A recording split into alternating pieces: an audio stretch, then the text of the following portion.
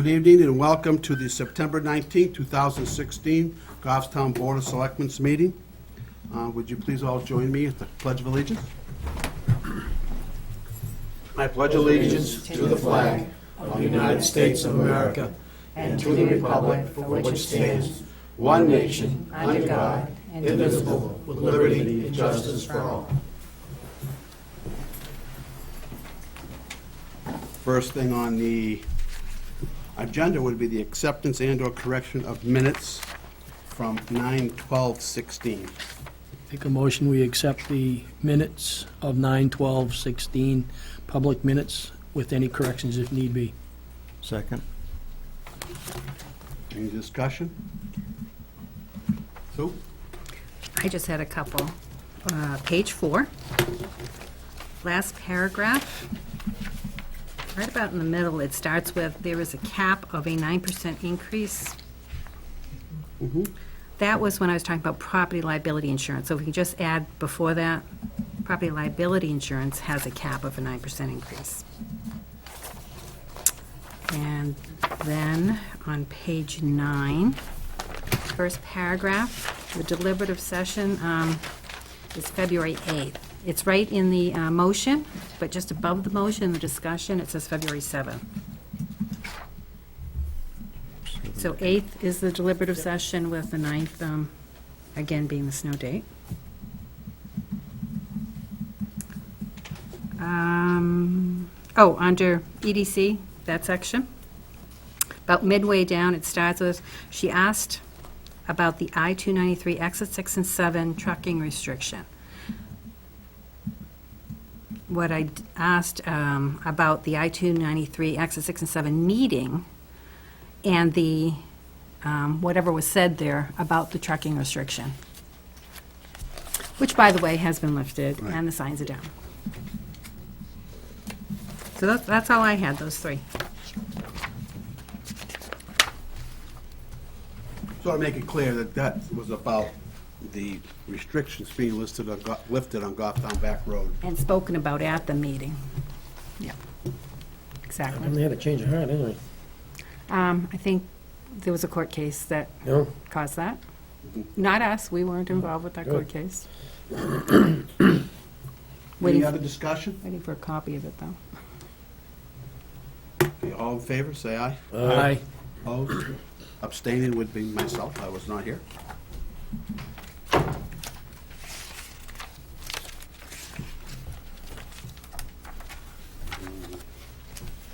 Road project updates.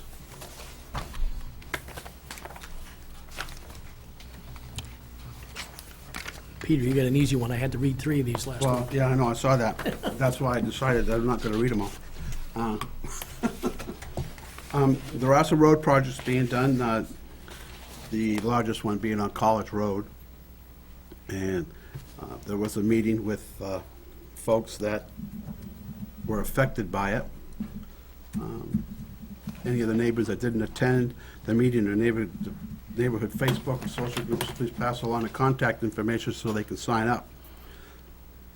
There is a project page, and it's at www.goffstown.com/910-college-road-reconstruction.html. And you can also get updated information on the Facebook Goffstown DPW Facebook page, which is www.facebook.com/GoffstownDPW/. And if you would like to sign up for Nexel email updates from the Goffstown Police Department at www.goffstown.com/Nixle, and that's NIXLE, space information.html. College Road would be closed to through traffic for the majority of the project, which really helps speed up the project. So I suggest anybody that uses that road go to those sites that we mentioned and get updates on a regular basis. Also, I wanted to make mention that there'll be a Red Cross Blood Drive held at Parks and Rec this Friday, September 23rd, from 1 to 6. And that's all I have for, oops, I've got another one here.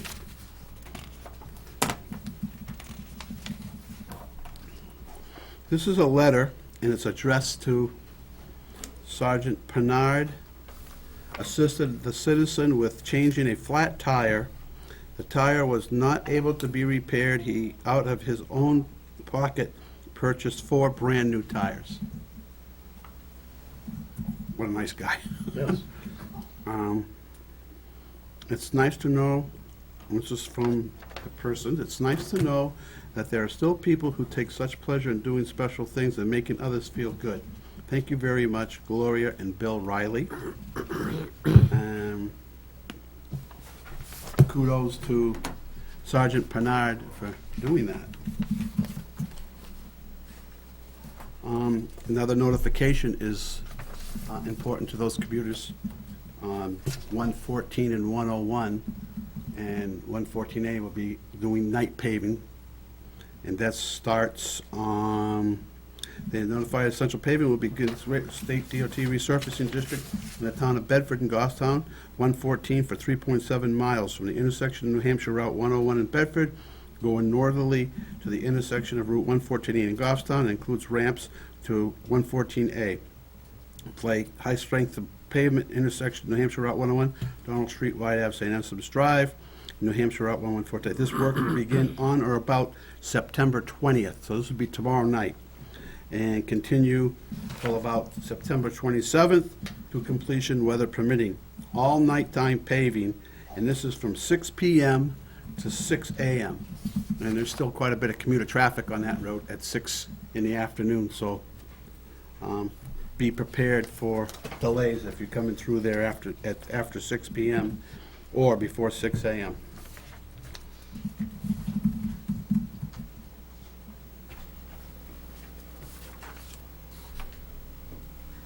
This is a letter that says, Dear Chief Brown, this is something you probably already know, but GPD is phenomenal. I especially want to commend 3 of the Goffstown's finest. Yesterday, we had a group of 8 family child care providers with a total of 35 children from Goffstown, Manchester, and Hooksett gather at my home here in Goffstown for a visit from SRO Pelletier, Canine Officer Badcock, and Jax and Sergeant Weeks. And unless I'm misunderstood, Officer Babcock was actually off duty but chose to come anyway. They came to talk to their children, infants in kindergarten age, about safety and their role as police officers. To say they were awesome doesn't seem like it's enough. Keeping the attention of a group that size and age isn't easy, but they did it with ease. They talked to the children in ways that they could understand. They made it interactive. They showed the children their police vehicles and allowed them inside. Jax captivated and amazed all with his search skills. Jax is a dog, so this in case you don't know. These children will take with them not only exciting memories, but the knowledge that police officers are our friends. In today's society, a child can't learn enough too soon. Seeing and talking with each of these officers not only supports what we try to teach these children, but is probably a better lesson than we could provide. What message these 3 officers gave these children can't be conveyed any better. Thank you so very much. A wonderful time was had by all. I am certain my group in particular will be looking for and asking for the policemen and their cars for days to come. God bless, Gail. This is from Gail Lebrecht, our scribe. Okay, we'll go The last one, just the third, probably 4th paragraph. from David Priest. Yeah, he's got it, yeah. This was at their annual meeting, but one of Keynote our speech, own. The keynote It's speech. following the keynote speech, yep. Following the keynote speech, the Raymond E. Clausen Award was presented to Hank Boyle. I'm not sure if everybody knows Hank. Hank's been in town for about 40 years, I Long guess. time. 60s, I think. Hank Boyle has been a proponent of sound community planning over a quarter century and has served 10 years on his own town board of selectmen, 7 years on a school board, and multiple terms on town CIP committee. He has been a Southern New Hampshire Planning Commissioner since 2004, and though through his quiet leadership style has strengthened intermunicipal cooperation across our region. Hank Boyle has lived the example of putting service and community first, and the Southern New Hampshire region is a better place because of his many contributions. So congratulations to Hank. Okay, it is 6:10. We have public comment. Do we have anybody here for public comment? Nope. Sue, do you want to just go on and do a few things? I don't want to start in case somebody else wants to come. I had told the chief, is he here? It's out in the hallway with the, That, it may be earlier, so you want me to find out what Well, I time you just wanted told to them? make sure as everybody's got, that's going to be here, that we told them 6:20. I want to make sure everybody's here. Yeah, I always tell them though that there may All be right, no that's public fine. I comment just- and I come in just- at 6. I don't want I to wanna hold people cover it, up that's if we all. don't have to.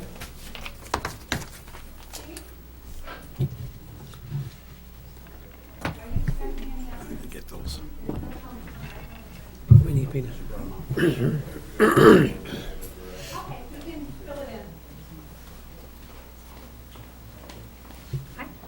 Can we do up there and move the flags closer? Yeah, they're not ready yet. Oh, There- okay, few when more. they are. Yeah. Did you want to wait? No, they're waiting for a few more people, I guess. So, all right, we'll go to the schedule for the Selectmen's meeting this week, Tuesday, at 6 o'clock, the Sewer Commission in room 106. Collins usually covers that. Do you want me to try and cover? I can cover that one if you want. Okay. So if you want to call Collins, let him know. I'll take it. I will, and I'll confirm that because we Yeah, were let me waiting know. for Either call me and let me confirmation on know. it. Wednesday night at 6:30 is Library Trustees. Also Wednesday night at 7 is Parks and Rec Commission at the Parks and Rec Center. And Thursday night's Planning Board. David, you do Parks and Rec, right? I am attending the planning board. Are you attending the planning board on Yeah, Thursday? Parks and Rec is usually Collis. Right? Or do you do that one? We switched. Switch, that's Collis right. switched. That was a switch. Okay, that was the switch, I remember something. So Collis would be on Tuesday Tuesday and and Wednesday. Wednesday. I got him covered on Tuesday. All right, we'll see, we'll touch bases with him. Okay. Consensus folder tonight includes 2 employee status reports, resignation and an FSLA merit increase. Also, New Hampshire Association of Assessing Officials ballot. And I know Scott's on the ballot, but if you I want to have the vote for ballot anyone here. else. I didn't do anything to it, 'cause that's really a vote from the board, I would think, wouldn't it be? Right. I would make a separate motion on this, if you, okay. This is a ballot that's issued by the New Hampshire Association of Assessing Officials, and it's for a one-year term of those officials. The treasurer is our assessor, Scott Bartlett. He is the candidate. So Treasurer. my motion is that we select Scott Bartlett to be treasurer. Number 2, there is only one contested position for county director to this association. It's for Hillsborough County. And doing some research, I would like to nominate John Dummel of Nashua to be the county director. I'll second David's motion.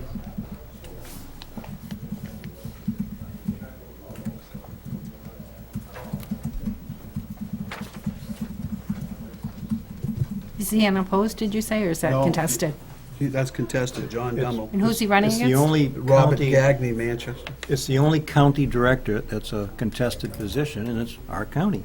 So I think we ought to, I don't know either Selection. one, so I can't help you. I've got I don't either. some feedback that that would be an appropriate selection. I appreciate if the board would go So we're along. definitely, okay, all in favor? There you go. All right. Second. You got a First, second. Mark second, seconded. yeah. Yeah, I second it. Aye. All in favor? Aye. All right. Opposed, abstaining, seeing none? What's your consensus folder? You gonna- 400, Yes, ma'am. okay, and I got the rest of the packet. Well, let me have it, we'll set that up and take care of it over here. so that motion was just for the ballot. Right. What about the employee Consensus status folder. reports? Yeah, the consensus, the rest of the consensus We had a folder. motion on that too, didn't we? No, we didn't. I'll make a Make- motion, make we accept the consensus folder as presented. 2 employee status reports, resignation, FSLMA merit increase. We all second? Any discussion? Seeing none, all in favor? Aye. Opposed, abstaining, 400. And it's that time of year, again, to set the Halloween trick-or-treat hours. And it is on Sunday this year? Nope, Monday night. Monday night. But you will be done your budget, so you can Little kiddos will be in school. hand out candy. And 5 to 6 to 8. 6 to 8? Last year was 5 to 8, but 6 to 8. 6 to 8 seems to be Only sufficient. long. Well, school day, it's just, Yeah. you might want it to 5. Okay, 6 to 8. I'm good with that. Motion that we, town set the trick-or-treat hours on October 31st, hours of 6 PM to 8 PM. Second for you. No, sorry, good. Seconded by Alan. Any discussion? All in favor? Aye. Opposed, abstaining, seeing none. That's when we'll have Halloween. All right. You have some requests from Goffstown Main Street program at 8D in your packets. First one is for the art show-off during Pumpkin Regatta weekend here at Town Hall. And the second one is that they've reorganized and I'm they're, confused on that, whether they were asking for next year. nope, this year. And next year, both actually. Okay, I thought that's what, when I read it, I wasn't sure what they were Yeah. talking about. So they're asking, they've reconsidered and would like to put in for their 20,000 that was approved at town meeting this year. So we can just process that as an invoice. I just wanted you to be aware of that. But they're also asking, like they do every year, to use town hall for the art show-off. We took no action on their original letter that said they may not Correct. need the 20. It Right. was- That was just an informational thing.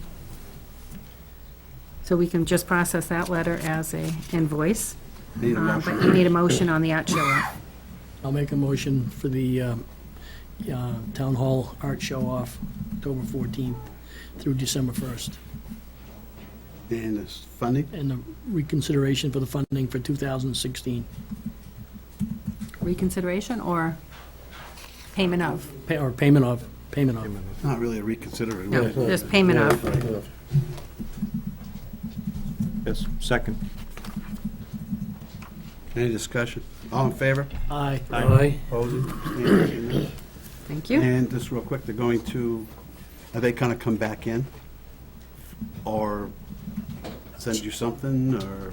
Yes, during the budget presentations, I wanted to ask if you would like them to come in, all the special article people like Crispin's House and Main Street.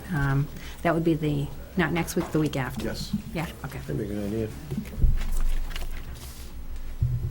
Okay. Property tax recommittal. The auditors have completed the recommittal letter for our new tax collector to collect the tax committal issued under our prior tax collector. Motion is needed from the board to sign off on the property tax recommittal letter. So done. Motion? Second. All in favor? Aye. Opposed, abstaining, 4-0. Still time? Yeah, I think it's close enough, huh? Okay. Draft charter for an ad hoc economic development planning committee is at 8F in your packets. Did you want to make any changes to that? I thought it looked all right. Yeah, that's what you said you were going to look for us. Yeah, I reviewed it. It's fine by me. Okay.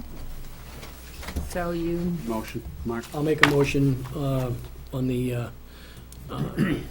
ad hoc economic development planning committee charter that was presented to us. Second. Any discussion on that? All in favor? Aye. Aye. Opposed, abstaining, seeing none, 4-0. thank you. And we'll move on with our appointments.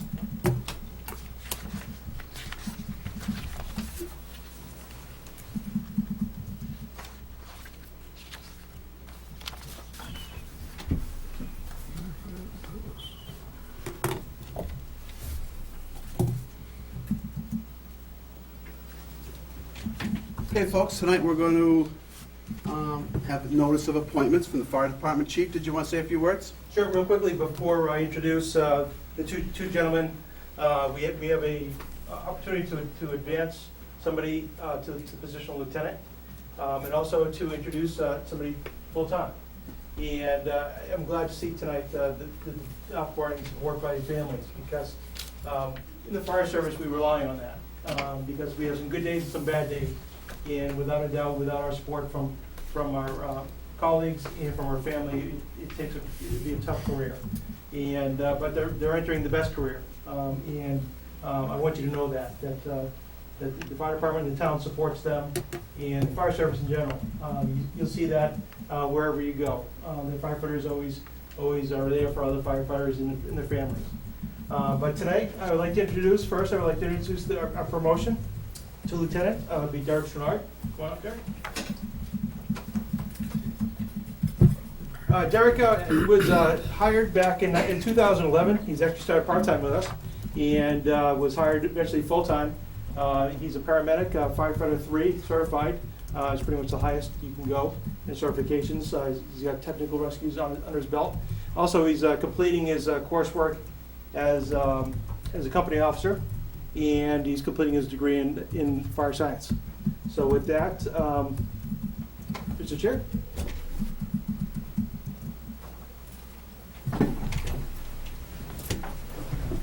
I'm going to read part of this, and you're going to read part of this. All right.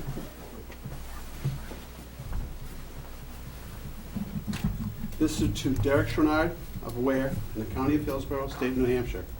Whereas there is a vacancy in the office of Fire Lieutenant in the Town of Goffstown Fire Department, and whereas we, the subscribers, have confidence in your ability and integrity to perform the duties of said office, we do hereby appoint you, the said Derek Strenard, a fire lieutenant of the town, and upon taking the oath of office and having this appointment and certification of said oath recorded by the town clerk, you shall have the powers, perform the duties, and be subject to the liabilities of such office until another person shall be chosen and qualified in your stead. Now, Derek, you're going to read this. You're going to say aye in your name and just follow this right along. I, Derek Strenard, do solemnly swear that I will faithfully and impartially discharge and perform all the duties incumbent of me as a fire lieutenant according to the best of my abilities. Agreeably to the United States Constitution, rules and regulations of the Constitution, and laws of the state of New Hampshire, and the ordinances of the town of Goffstown. So help me God. Congratulations. Thank you, sir.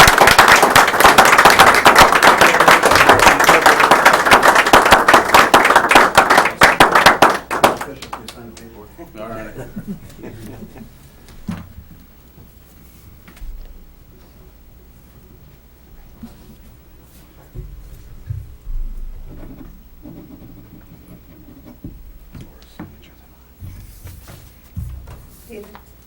Peter? Can you get One more thing before we get going. The tradition is to have his badge pinned on his uniform. And Derek, who would you like to have that done? My wife, Caitlin. Come on.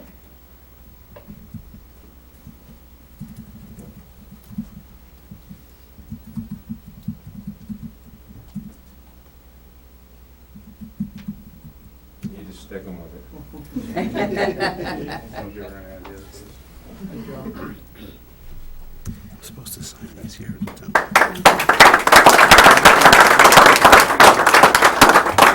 we can just do a little,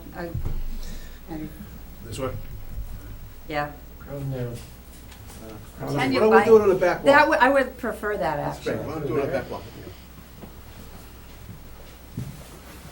You could move that flag just a little bit so we can get both flags in.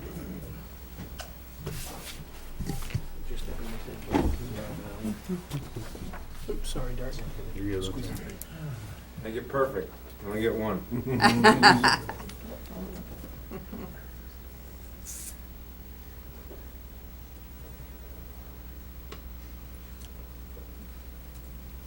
Everybody looks so solemn. Oh, my goodness, one more. Wait an hour and see what we look like in an hour from now. There we go. Thank you. Good. Okay, the next appointment, Rob Douglas. Rob, come on up. Rob was also was a call firefighter with us, and he came on in 2013, and we were able to get him some training, some experience, and he's also a firefighter 3, advanced EMT, and with that he brings us some good knowledge and background from being on as a call firefighter. And with that, Mr. Chair, I introduce Rob Douglas. We're going to do this again.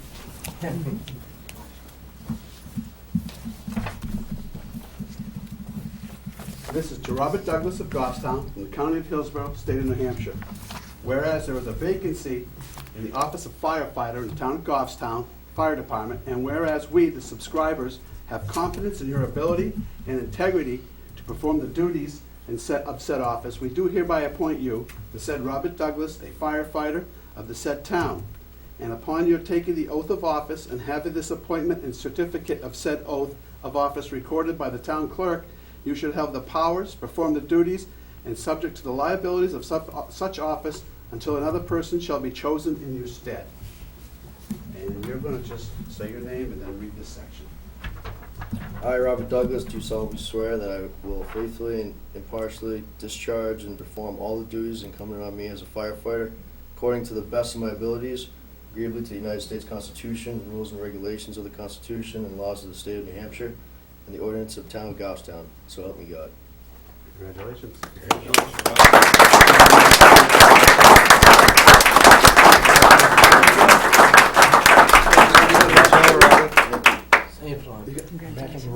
Yeah.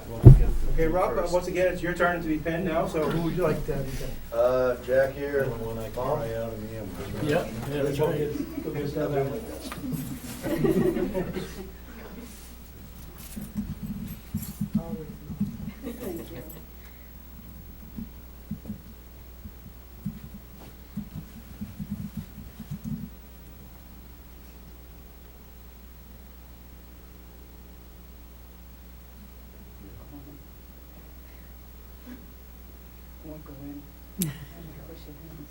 Sorry? Go ahead. Never go down that. There you go. Perfect. Awesome. Thank you very much.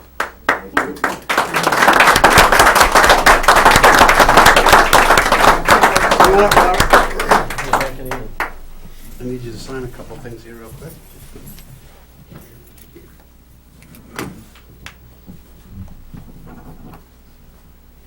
I got the bad habit of your chief conceal the pen. The cheap ones anyway, don't worry about it. It's a freebie. I did a picture. Excuse me.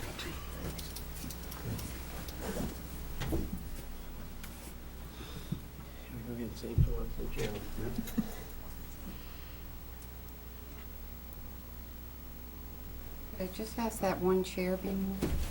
Come on, Ellen, what's that?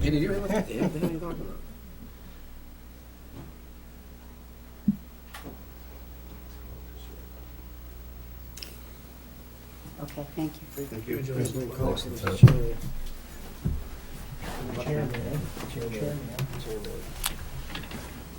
Thank you, David. Thank you everyone for showing up. Is this going to be reception? Chief's buying drinks from me, right? That's customary, isn't it? Thank you guys all for coming. Have a good night. See you, Joey. Joey.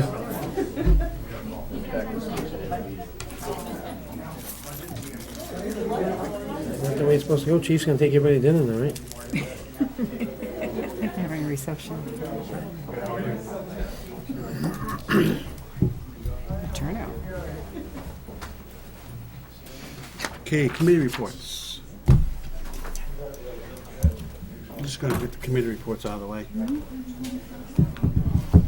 Highway Safety Committee, Mark, is that you? No. Negative. Oh, it's Alan, I'm sorry. We had a fairly short meeting. It was only in regards to the parking at the school, at the elementary school. Right. Trying to resolve that, and they had a presentation for that. And there was a couple other things they looked at, and I think they're going to explore a couple avenues. I don't know, Adam had taken a few things on, but we're going to look at that. And that was all was in the meeting. Okay. Other things are on the schedule for later. Historic District, that's you, Mark. Yes, meeting was held at the Grassmere Grange Hall. Town Hall. One of the discussions of the night was, I guess, the chief needed a letter of intent or permission from the committee to allow permission to have the work done at the Church Street Station because of the age of the building. It's over 50 years old or 50 years of age, so it's now considered part of the historic development regime. We basically gave them the okay, the letter's been drafted, the letter's been written up, and Derek was out today, so I don't know if the letter's been given to the fire chief or not. I'm not 100% sure, but He was coordinating on Friday with the chief. we On- did, On that note, the chief asked if we wanted to do a groundbreaking on the new fire station, if we were interested in doing something like that. you just, Fine with me, I don't care. if, This- I mean, Yeah, I think it's sometime this week. Yeah, we'd have to set it up with him. Yep. okay. Probably maybe a Friday type Yeah. thing. Does he have a golden shovel for you? They have one, They do, okay. silver shovel, I think. Silver? I have one. I'll bring it with me. So the letter's been written, we're moving along with everything there. Grassmere Town Hall renovations, second floor stage lights are in the process of being worked on. Painting and repairs of the exterior was completed. We're waiting to get a quote back from Darien Roofing to have them come and replace some of the slate shingles out there so that will be watertight for the winter. That did come in, $1,650, It did come in, was it 16? $1,650, yeah. So now they have to saw that. see where they're gonna get the money, yeah. And then, last but not least, as you heard, I did tell the board that the septic, this board gave them permission to move forward with it, and I guess the RFP, again, Derek is in the process of sending. Adam's gonna write the RFP for us, because he Okay. has more expertise in that area. Is it? Oh, perfect. So we should be up to speed, everything should be good to go, and that was the end of our meeting. And that's it. Trying to get that done before fall, before winter. Is that the plan? That's the hope. Okay. Budget committee, I attended thank you the for covering it for me. I attended the budget meeting on 15 September. It essentially was an organizational meeting to start off the budget season. Elizabeth DeBrew was the chair, and one action was, I gave the oath of office to John Stafford, who, of Jasmine Lane, filling a vacancy. And then we heard still another vacancy, and a woman was present, Suzanne Buzzell, Jason Drive, and she presented the committee her interest in being part of the committee, her qualifications and her experiences along the budget and financing activities. We were all duly impressed, and we voted her to be part of the committee. And she'll go to Kathy to get sworn in, or? And the oath of office will be prepared when Kathy returns to work from her vacation. Does that make it a full committee now, with those two? I can't say. Oh, I think okay. there was two vacancies. Okay. They'll start meeting actively on 1 November. Still to be determined exactly what dates and what rooms, because a former conference room across the hall is no longer a conference room. We did firm that up today. The step-up room at the high school is available for those 6 dates that were conflicting. That's it. That's it, thank you. Anything else? Nothing was submitted for new business, anything on the action matrix? I just want to finish all this up, so we don't have to come back to it. I don't think there's anything that we haven't covered with the town. I think the action matrix is just still stuff that's been pending for a while.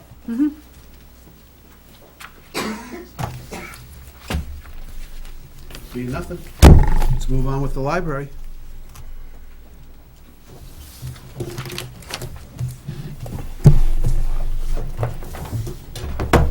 Hi. Is, Go ahead. oh, okay, no, they're after the library, never mind. Who's after the library? The junior baseball's coming in, Okay, yeah. that's after the budget They're not even on presentations. until 8 o'clock? 8 o'clock. I don't want to start. I thought the email says they weren't going to be here. No, it said they were gonna be here.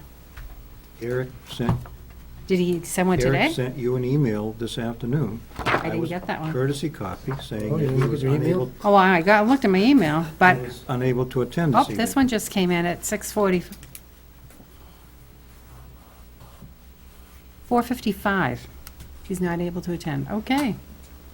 Yeah, that's why, because it came in at 455. Sorry about that, Diane. That's okay. I am a Diane very Hathaway. patient person. Thanks for having us this year. I have Mike Lawler, our chair, this year with me. I'm going to give you a quick snapshot of library service, much like I did last year, but shorter. On average, we're adding about 50 new library card holders every month. In 2015, we added 596 new card holders. So these are not people renewing their library cards, these are actually people walking in who did not have a library card.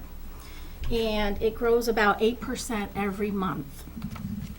To date, we've welcomed 1,166 more visitors to the library than last year, for a total of 38,359 year-to-date. We've started to follow the national trend with a drop in items borrowed over the last year, and we're late to that party because our colleagues all over New Hampshire have seen that drop already for their third or fourth year, so we're late coming to that. It's a low 1,253 items to date. That's less than 2%. With that, 71,724 items have been borrowed from the library year to date. And this year, so far, August was our busiest month. Usually it's July, and this year it was August. We circulated 10,212 items. That's a lot. Our research assistance to the public has declined by 788 questions, though the time that we spend with people is actually greater because of the technology needs that they have. It takes a lot more time helping people with their smartphones and their computers and their e-reader devices. The use of our Museum Pass program has increased by 91 passes, or about 16%. This program is made possible by generous funding from the Friends of the Goffstown Public Library to the tune of about $3,400 a year. Our most noticeable growth comes in our numbers for classes, programs, special events. So far in 2016, we've offered 88 more programs for all ages and welcomed 2,281 more people to those programs. And that's a huge number for us in the facility that we have. The services we offer the Goffstown community focus on the materials people borrow and the classes, programs, and events that they attend. That's the basis for what we do for our community. In 2016, we were fortunate to receive an increase in both of those areas for our budget, and we really appreciate that. With the additional materials money we received, we've subscribed to something called Hoopla, which is a great name.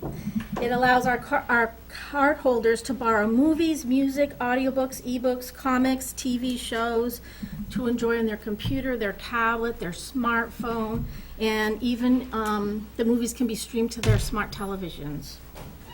This has allowed us to offer digital content that doesn't take up shelf space. With an increase in our program budget, we've been able to expand our outreach, or our off-site programming, to include additional summer programs at Bartlett Elementary School, programs in conjunction with our Parks and Recreation Department that includes senior programming, as well as partial funding of the story walk that we installed on the rail trail. And just as a note, the Friends of the Library donated additional money for that project as well. Our increase in the number of programs in attendance is a direct reflection of the additional money we received in the 2016 budget. And for programming, we received $1,000 more. You've heard me talk in the past about how libraries are evolving with society while maintaining traditional services that we've always been known for. And that's true for the Goffstown Public Library as well. For instance, there's this big trend about maker programs. Come build something at the library, so come make something. We don't have space for a dedicated maker place, complete with power tools and all that funky stuff. But we do offer programming that fit into that category. And some of those examples are that we offer writing groups. We have two. We have one for teenagers. We have one for adults. We have a knitting group that meets monthly. Our craft workshops for all ages, including our teen anime clubs, our regular Lego building workshops, our robot programming classes for kids, and our monthly cookbook club. Our home delivery program, we do that on a weekly basis. A staff member delivers library materials to folks who can't visit the library themselves. Currently, our staff visits 10 clients at their home or at the Hillsborough County Nursing Home. And this year, we started a project with the Caregivers, a local nonprofit organization, because they're in people's homes every day. They take materials to Goffstown residents in our place because we can't absorb all of them, and that's working very well. The digital and downloadable services for books, magazines, music, movies, and TV shows, so that's something that we've just added over the past few years. Our desire and ability to partner with other town departments like Parks and Recreation, other libraries in our consortium and co-op area, and other organizations like the Goffstown Network, the Goffstown Historical Society, Crispin's House, the Main Street Program, and the Goffstown Community Garden Club. Our open request system, which is part of our membership in GMILKS, allows the public to request materials from other libraries quickly and easy for delivery to the Goffstown Public Library 3 times a week, Monday, Wednesday, Friday. And this service greatly expands what we can offer our community.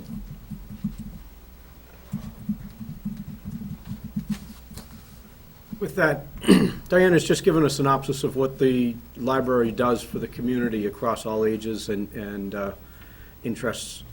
And as a member of the Board of Trustees, we're real proud to help back that. To that end, we're putting together tonight's budget.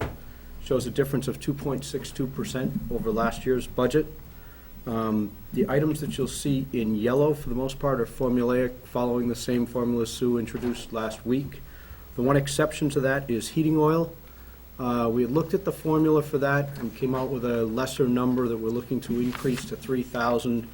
We've come off of some soft winters, but have a hard one not too far in the past, and remember having to scramble because I think we had all overshot our budget lines and having to scramble to find money within a tight budget to fill that. So we looked to round that up to $3,000. The other significant items, professional dues stay the same. We had tuition reimbursement. That person is completing the degree program at the end of this year, so we'll no longer have tuition reimbursement as a line item in the 2017 budget as compared to 16. Employee development, we're looking to bring from 2,000 to 3,000. We do a day-long employee development that everyone attends. In addition to that, though, we like to have the rest of the library staff be able to attend development things, and I think you'll see in the handout, and for those of you at home, that's conferences and workshops for library staff, members of the Library Board of Trustees. What we do is actually a little different than quite a lot of other things, so it takes a good amount of training for us to know how we're supposed to fulfill this unique role that we have. But also on the library side, there's Children's Librarian section of the New Hampshire Library Association, the spring conference, the virtual conferences, one-day conferences, etc. You'll see the rest of them there.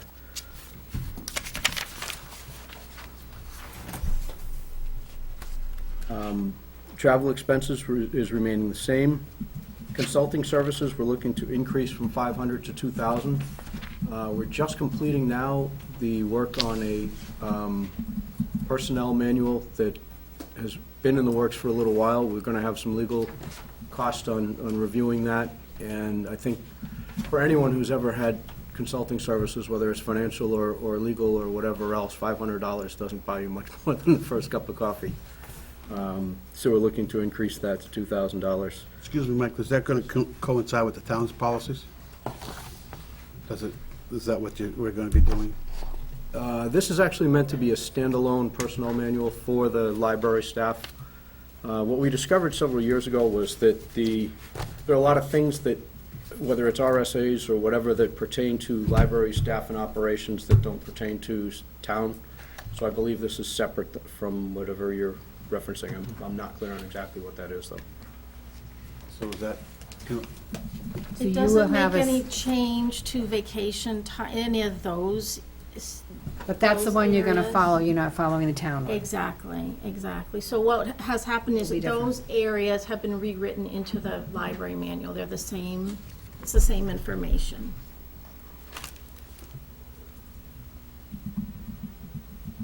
Any other questions on there? or- Well, I We can just- compare the two documents once they have their Yeah. document if you want. I think, Peter, what you'll find is most of the financial stuff from the town in terms of health insurance and benefits and all that kind of stuff is mirrored in the policy, but we've actually written a lot of the policy specific to library staff and their functions, and then honestly, some of the unique RSAs that they fall under that some of the other town employees don't.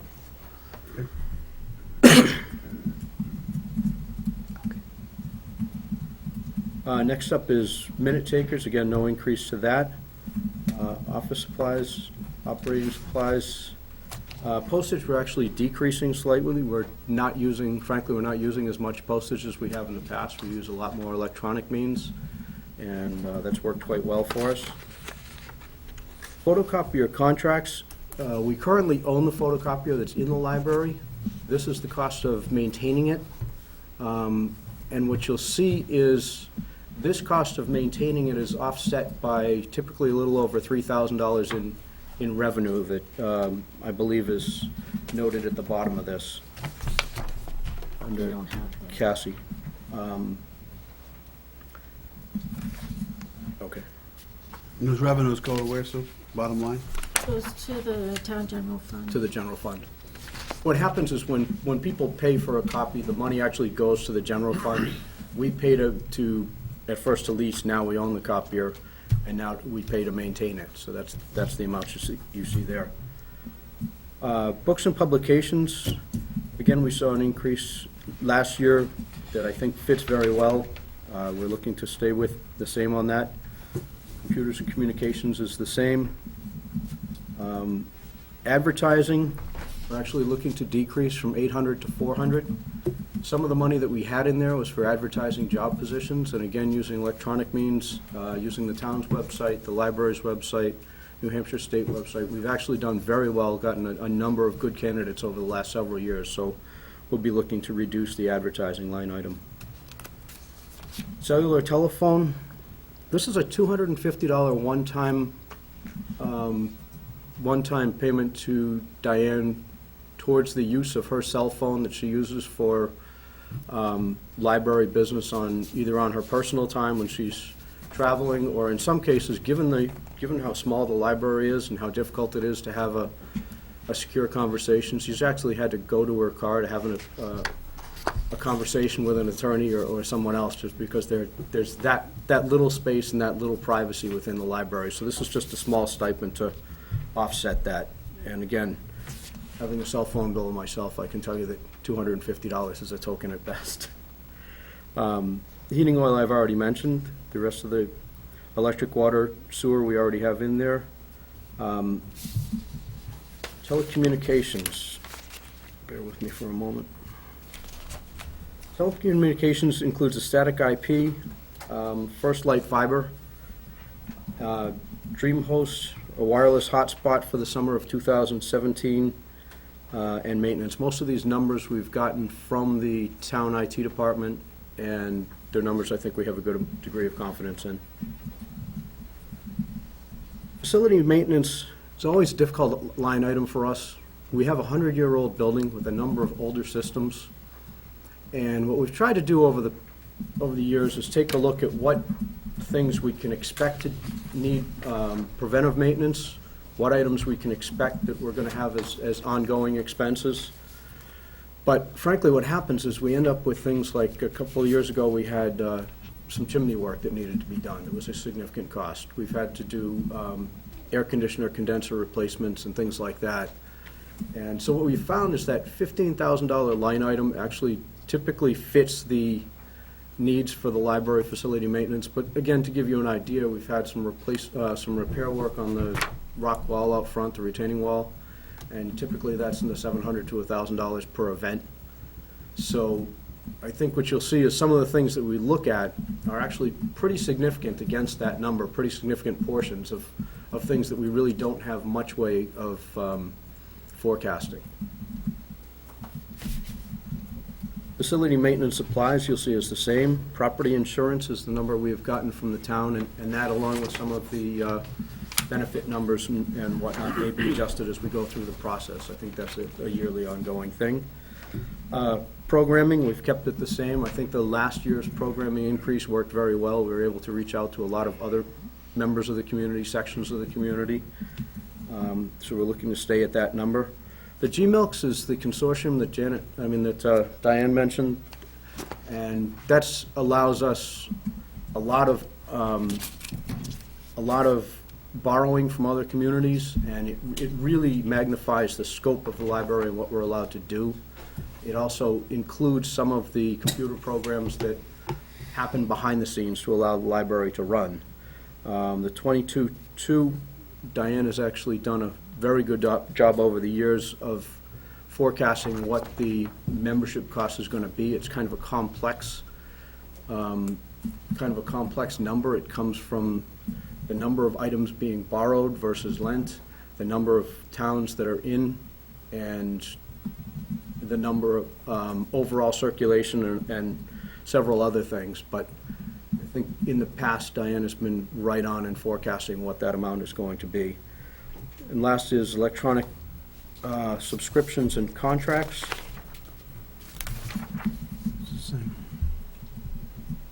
And that, again, is the CASI, which is the network and print management, where the revenue goes to the town of Goffstown. Overdrive and subscriptions, Mango Languages, the rest of them you see there.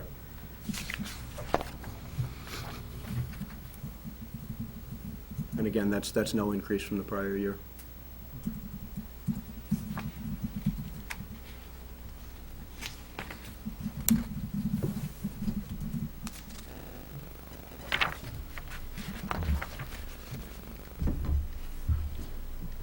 Anybody got any questions for Diane?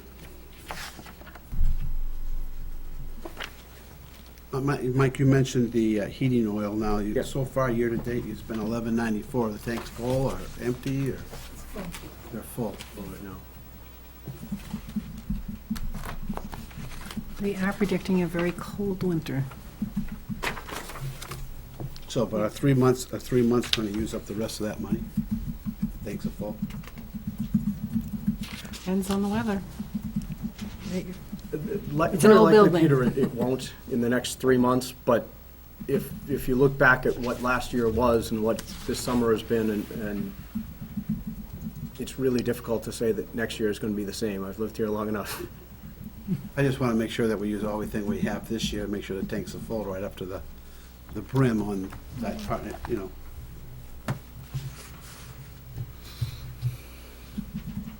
I got a question on minute takers. Yes.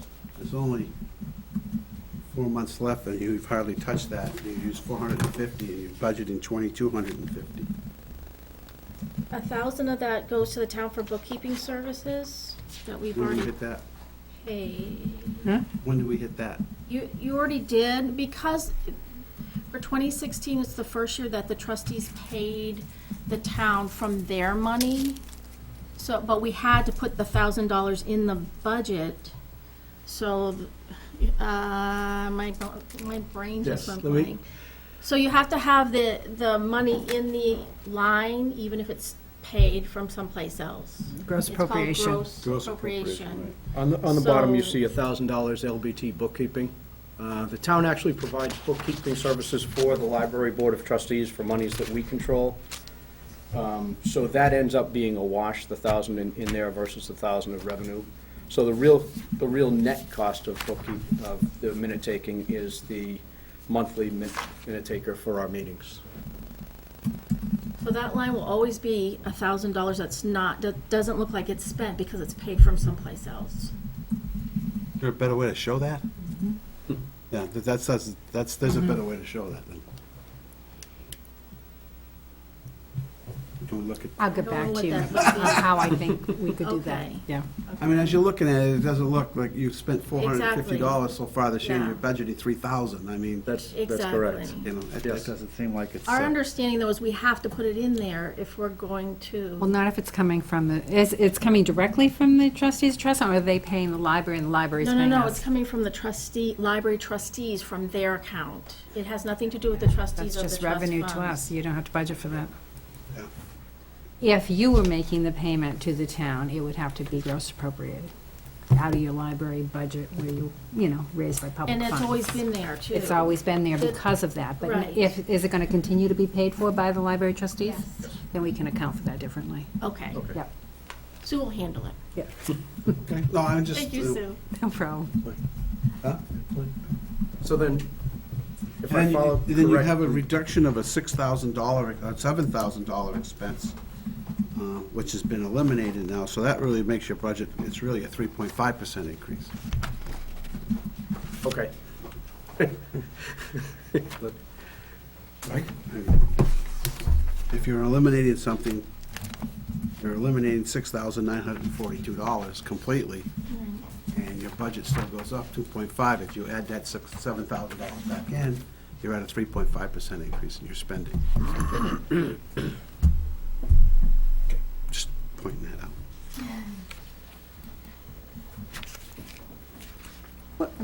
Where are you, Peter? I am on The tuition reimbursement. tuition reimbursement. Oh, you're not talking about the overall budget increase for the department. Yeah, it would still be, if you factor that 7,000 that they're not spending, it's eliminating a program, you'd be spending that money someplace else. But why does it matter if we're, Why does it matter? You've eliminated it, you don't need to Right. spend it, right? so you're spending it someplace else. Oh, I see what you're saying. Still in your budget.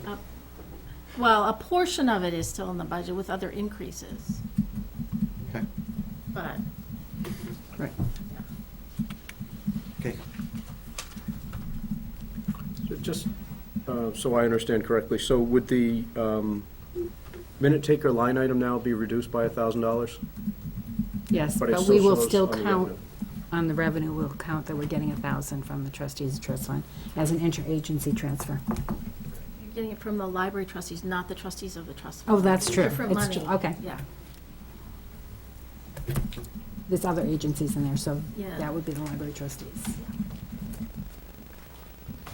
We'll fix that. Yeah, we'll count the revenue, but we don't have to gross appropriate since it's not coming out of the library budget. So do you want to make that line 2,000? We do. Is that what you want? I'm asking. 1250. 1250. 1250. I'm sorry, yeah, you're right, 1,250.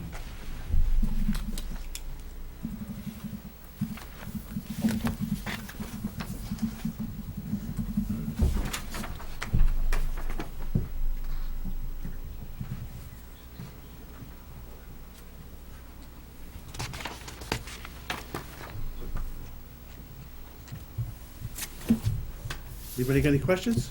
So now it's below 2.62%. Well, I say, He's gonna add something to I it. said it's 3.5% actually, because you've eliminated a program, so That should be good, though. That's a good thing, right? that's a good thing. You're absolutely right. No. Yeah. Anybody have any questions? Great. Great, thank you. Thank you. Thank you.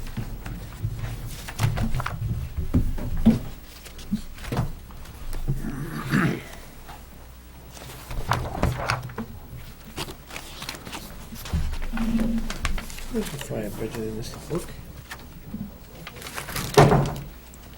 What page is fire budget in this thing? Fire is I got Three. in, Three. yep, number 3. I have nothing here, but I have here. That's the presentation tonight, Right. and their budget should be in that same section.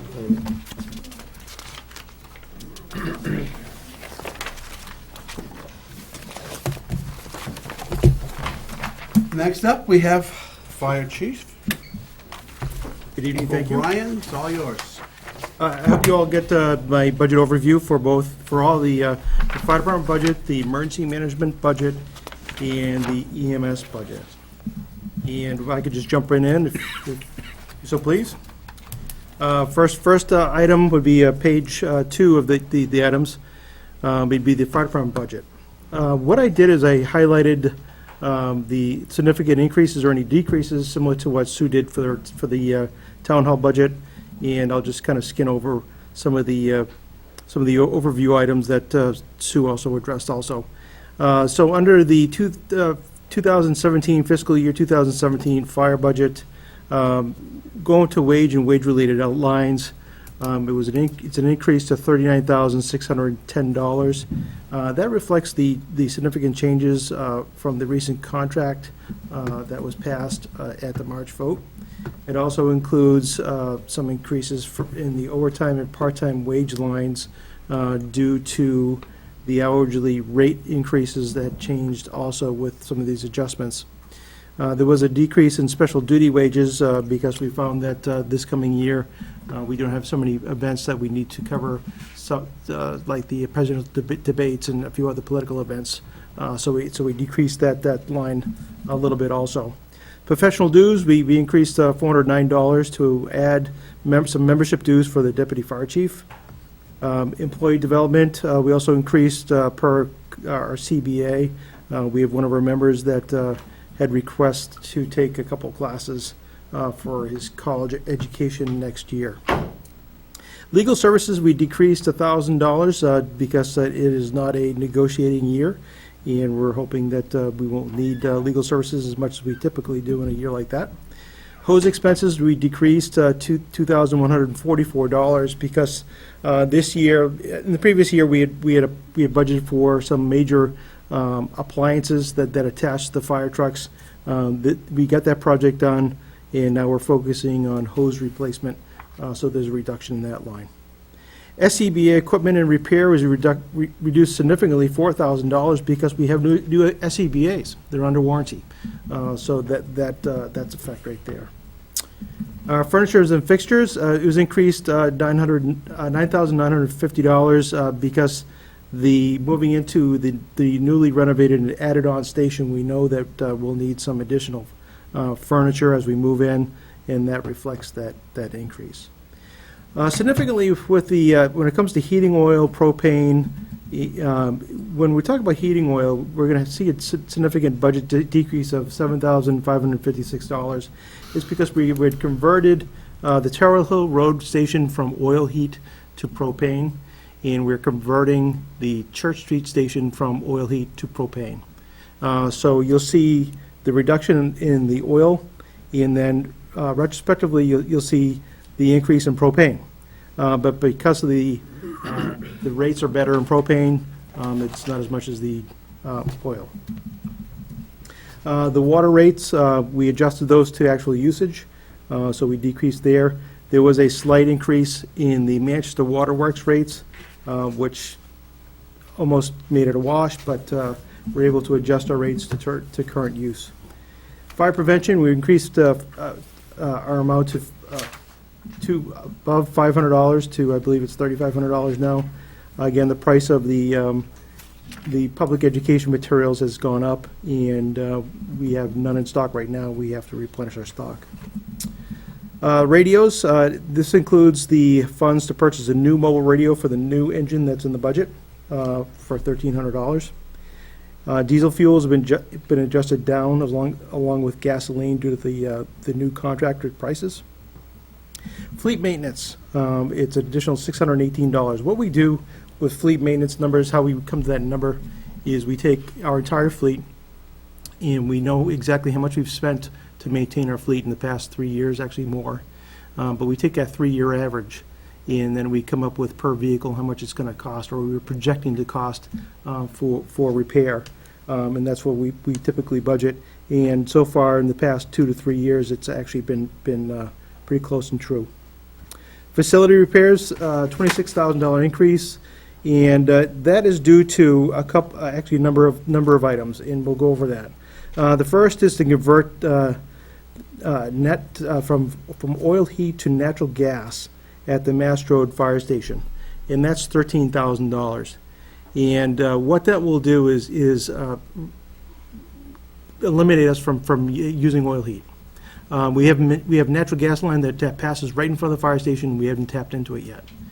Talking to Liberty Utilities, and they have a program for municipalities where they'll actually take that natural gas and pipe it right to your building. And any excavation cost, pavement replacement, parking lot replacement, whatever it takes to get it to the back of that building, they will pay for that. We would just have to take it from the back of the building and convert the furnace to accommodate that. And this is the price that you're seeing there. Also, a washer unit and a drying cabinet for the Mastro Fire Station. This is to be able to effectively launder our PPE, or what we call as protective equipment that the firefighters wear. Each suit costs us about $1,600 per suit, and it doesn't take a regular washer to do that. If we put that gear in a regular washer, it would ruin it. And probably in 2 washes, the gear would be no good. So this is specialized gear in what is a drying cabinet versus putting the item in a dryer, which is tumbling and drying at the same time. You actually put it in a cabinet, close the doors, and then 2 hours later, the garment is dried. It elongates the life of the garment to the full 10 years that it's good for, and that's what we're trying to get out of that. And it also includes a generator transfer to the Terrell Hills Road Station for $7,500. What we're going to do is we're going to take the generator that's at the Church Street Station and transfer it to the Terrell Hills Station. It's a bigger generator. It's twice the size. It's propane powered, and it's the one at Terrell Hill is just at the end of its life. We've had a lot of problems with that generator for the past 2 years, and it's cost us more in maintenance than anything else. Property insurance numbers have been adjusted to reflect what the town has been offered by our provider. And then the hydrants and cisterns, the increase for the Manchester Water Works is reflected there, and it's additional $2,430. So the total increase for the department, for fire department, is $97,562. But not really. But not really. But not really, because I just want you to understand something about the Munis program. When it takes and develops a budget, it takes your adopted budget, and the special article for his collective bargaining agreement that passed, it's down in special articles, so that amount should really be up there to compare. So it's not, that wage line is an overstatement. If you took the special article money and put it up there, which we do in the revised budget column, but the budget development module takes from the adopted budget column, not the revised. Okay? Anybody got any questions on this page 2? I do. Very good. Furniture and fixtures for Church Street, that should be in the new facilities budget.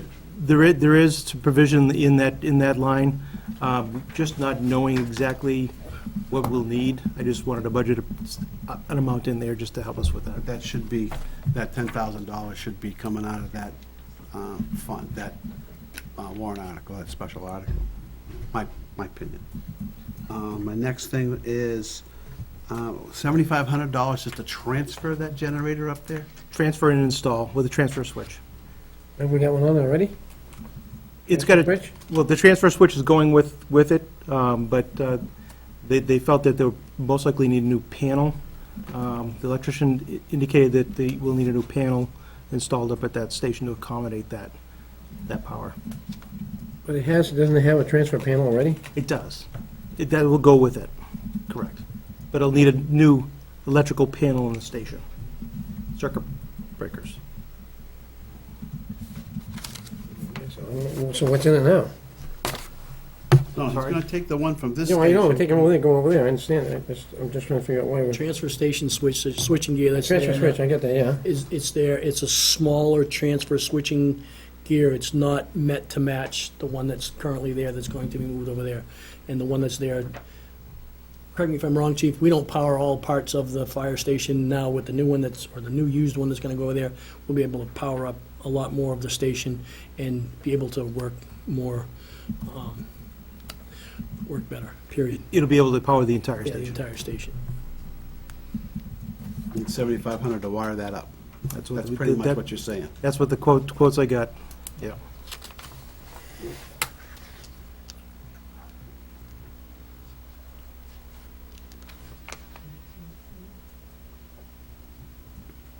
And, oh yeah, another question I had. In the new station at Church Street, are we gonna have, is that gonna have a washer and drying cabinet? Yes. We can't just take the stuff from there and bring it over there and do it? We could. It Save was the just, town, save the town approximately $16,000. in a typical larger incident, where it's a structure fire, we could have anywhere from 20 to 30 sets of gear that need to be laundered pretty quick. And the washer unit will do 2 to 3 sets at a time. Just getting the gear back on the backs of the firefighters quicker makes perfect sense. Page 3. Anybody got any questions? Page 3. Page first, the top is the emergency management budget. It's a one-liner. The budget request is unchanged from fiscal year 2016. We're holding the line. And we're holding it at $5,759. EMS budget. EMS budget, again, is it's actually funded through the EMS Special Revenue Fund. And that fund is funded from the bills that we send out for patient transports, and what we collect funds this budget. So none of what is being requested here is actually coming from taxation.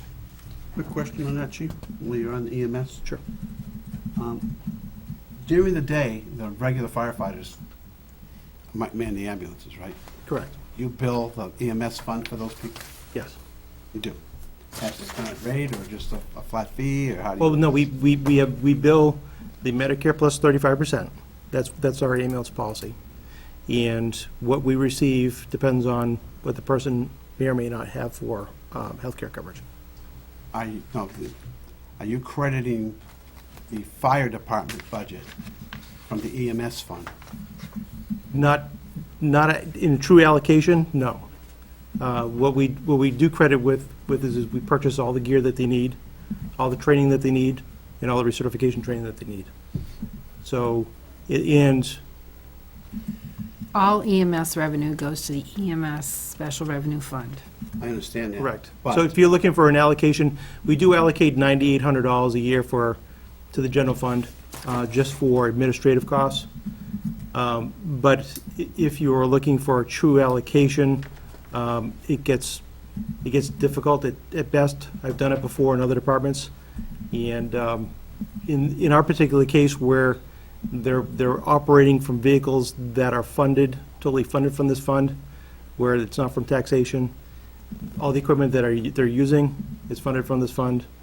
All the EMS equipment that's put on the engines are funded from this fund.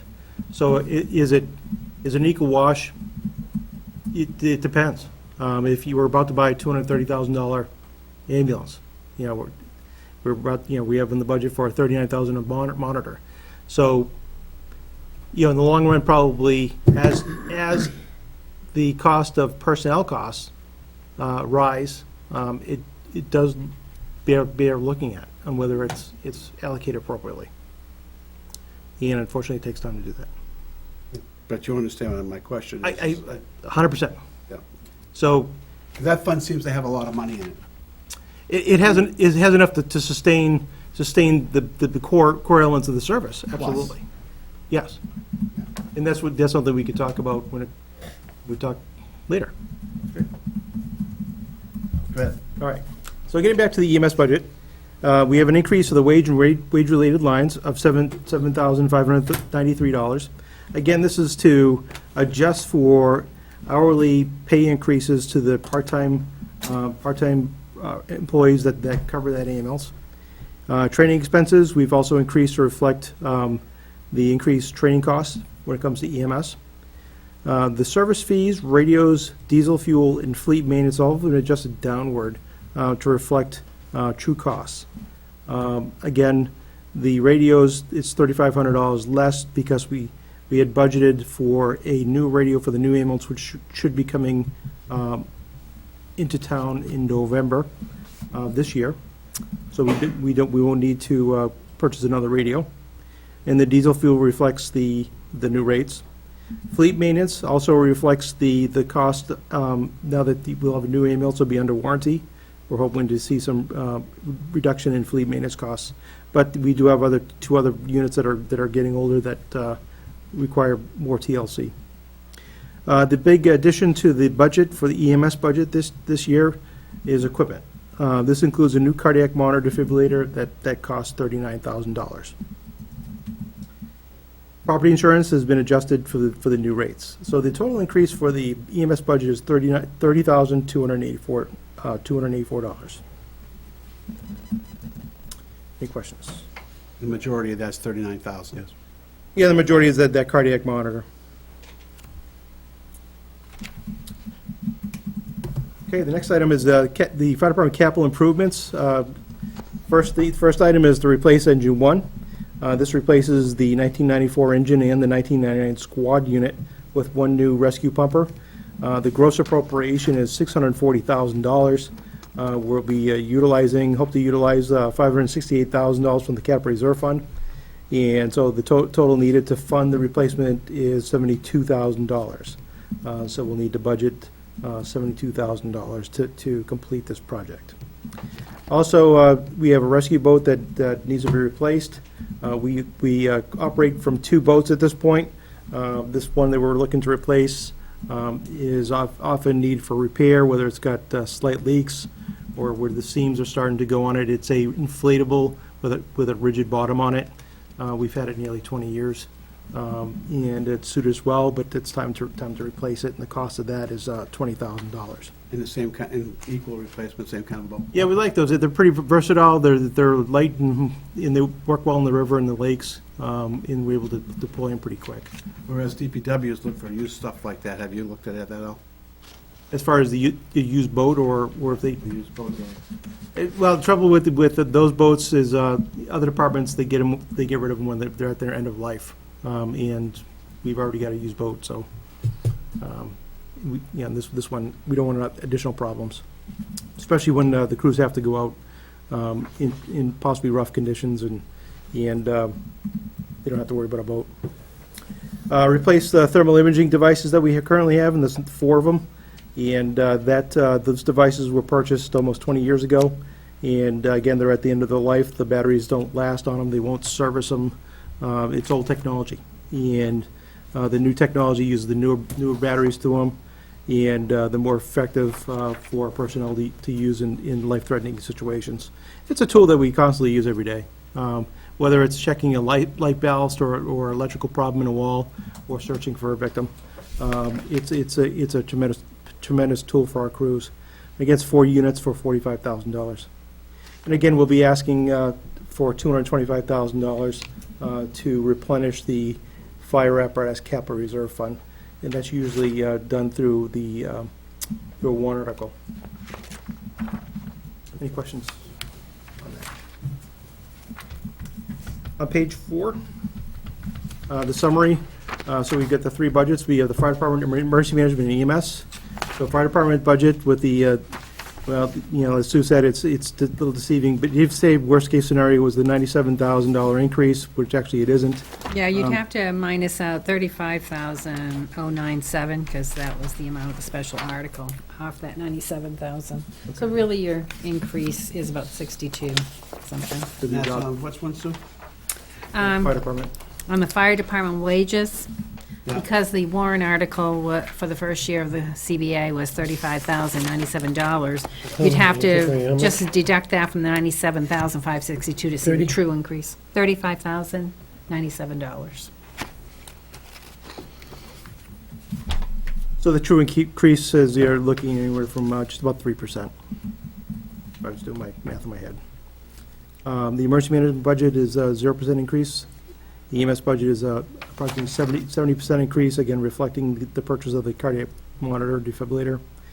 And then we're asking for the same annual contribution into the fire capital reserve fund. So the warrant articles that we'd be looking for would be, again, the fire department capital reserve fund for $225,000. And the new one this year would be for additional staffing. Back in August, I presented a self-assessment of our fire department operations and staffing, which recommended increasing staffing to accommodate, the increased number of calls, and seems like the decreasing number of available personnel to handle calls. And with that, the phase 1 would be hiring 4 additional full-time staff in fiscal year 2017, starting in July. And in fiscal year 2017, we would ask you to allow me to apply for additional personnel under the FEMA's SAFER grant, which is the staffing grant for firefighters. And if successful, that would pay for 2 years of that staffing through that program. If we weren't successful, it'd be, again, asking for 4 additional personnel to be hired full-time in fiscal year 2018. When concluded, this will allow us to have a minimum staffing around the clock, which will allow us to respond to incidents in the town with approximately two pieces of apparatus for sure. Just knowing the way that how busy we are and the amount of call volume that we've been experiencing in the past year. Quick note, I was just looking at our incident tally today, and we're about 105 calls this year over last year at the same date. Just to give you an idea of some of the call demands and services that we're faced with, and the current trends. So in the last table on page 4, you'll get a detailed summary of exactly what that would cost when we're looking to hire 4 additional personnel starting in July. You have your regular wage line, which is their salary, and then your rollouts, what we call the rollouts, is your Medicare, retirement, unemployment compensation, workers' comp, and then their health benefits. What we did is we assumed that they all took health, family health. So I call it the worst-case scenario when it comes to budgeting, and this is the worst-case scenario when we're looking at this. We also added in the amount for physical exams to get them hired, and then their turnout gear that we would need to likely outfit them. So for 6 months, it'd be $192,967. And again, talking with Sue, we felt that it would be most appropriate to put that in a warrant article versus trying to somehow incorporate it into every single line that's in the budget. So if I understand this right, in 2017, if you go with this plan, it's the 4 firefighters starting in July. Correct. With benefits and all the gears, $192,000. So that means in 2008. That's for 6 months though, right? Let me finish. That means in 2018, that's costing you $400,000. Then you want to put another 4 firefighters on in July of 2018. We'll say, we're going to assume that's at another $200,000. So in 2018, you'd be looking at over $600,000 if we went with this plan. And then in 2019, you'd be close to $2 million. It should be close to over $1 million. You're rounding up a little bit, but I get what you're saying. Well, we're not rounding up, because you gotta figure there's steps and increases in there, and the people that you're hiring now, and in 2018, but I'm not rounding up. That's a good point. I'm pretty level when I'm looking at it. So, in 2019, you'd be looking at over $1 million increase in your personnel budget. Correct. Alan, go ahead. You were talking about trying to get these people on the grant. Now, what happens at the end of 2 years? We don't go away. We own them, correct? We own them. Right, well, as it stands right now, your budget is $2,200,000, give or take a few pennies. I'll round up or down if you want, for your employees alone. And if you're gonna add another $400,000, well, $200,000 in 6 months and $400,000 a year after. No, $600,000. Well, $600,000, yeah. I mean, you're almost $3 million. You're close to 2.8, yeah. And I understand. I've been a taxpayer in town for over 25 years myself, and seeing the levels, the service demands and the level of service that the community has indicated to me what they would like to see, and I always tell them that there's always a price tag. I always indicate there's a price tag to that, and so that's why there is a benefit to again educating the residents in town of the benefit of adding additional personnel and giving the opportunity to weigh in on it when it comes to warrant article. And there's a benefit to adding more police officers. Absolutely. And there's a And we've benefit seen to it. add more equipment to the DPW. I mean, There's a budgeting situation that has to go on here, and. Correct. But I think we need to take that up separately. I do have a question back on page 3, though, in your CIP. You've got the 72,000 in CIP, but it doesn't show up in your CIP page. It's a gross appropriation. I thought it was a gross appropriation. on It is CIP. gross appropriation. And then they show the income from the cap reserve, so it should, Where it says vehicles, it says $640,000. correct, that's the gross appropriation. And then you should see it under Revenues was revenue, 588, Okay, so you're taking. so the difference is 72, the net increase. Okay, I see how that's done. So, There's Mr. Chairman, already you had mentioned before. 575 in there, so. Right. Mr. Chairman, you noticed before, you realized before that with the EMS budget, there's an opportunity for the town to recoup some of its costs. And I'm a true firm believer that can be done. And there's a couple of ways, as outlined in the staffing report, was we could always adjust our ambulance rates to help bring in more money to allocate towards the general fund to pay for staffing. And that could be a discussion that we could have at some point if that's the will of the board. There is other avenues where we'll see some efficiencies. If we were to staff around the clock, there'll be, for example, this past week, this past payroll, we had, I think it was close to 30 hours of holdover time, where crews were at the end of the shift, but they get held over because they were tied up at fires, brush fires. But wouldn't that happen normally? A crew doesn't just walk off of a fire. Well, the thing is, point taken, I understand, but our shift changes at the busiest time of day, right now, for us. So you have a scheduling issue. So versus if we have a shift change in the morning when it's not the busiest time of day. That's how you remedy that. So, but also operationally, when it comes to cost, for example, we staff covering officers, so we have enough staffing, somebody staffing at night, that could be, again, reallocated towards this program. So it's a drill that we could have in a discussion if you wish to. We're going to be taking these up later, aren't we, special articles? Yep, we will. I just had a question, because I was absent for the staffing report. I was on vacation that week. But I did read the chief's report, and what stuck out to me was the difference in mutual aid, how much we give versus how much we receive. I guess my inquiry is, how much of that is at nighttime when we don't have the capacity, to respond like we do during the day? It all depends, and I've actually looked at it a couple different ways. In the report, I measured it out as number of requests and versus amount of resources that we've requested.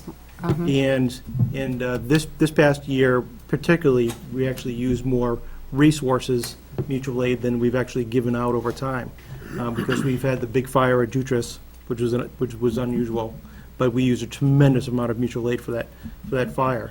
And it offset all the little cases where when we sent an ambulance out, mutual aid or just So an what engine. year, and I don't have your staffing report with me, but that indicated a lot more of giving of it than Yeah, receiving. that was just straight up incident to incident. Oh, okay. Versus if we look at it saying, okay, how many resources do we call in versus how many resources we send out? And right, this year it's a wash, but previous years it could be different. Do you find at nighttime that you're responding to Manchester for ambulance? I think it occurs more during the day. More during the day, okay. Yeah. Anybody got any questions? You got more to go, Chief? That's it, unless you have any other questions? I think that's it for now. Thank you very Like I much. say, I think we're going to be doing the special articles at a different time anyway. Right. October 3rd. Right, and if there's any discussion on allocation you would like me to explore further, please let me know. Okay, thank you.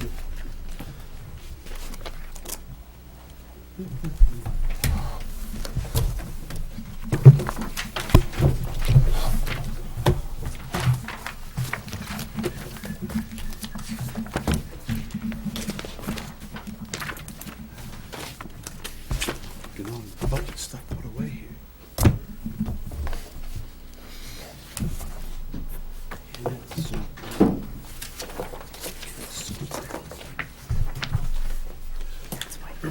policy. Okay, we're not doing the junior baseball. No, apparently not. They want to be scheduled next week.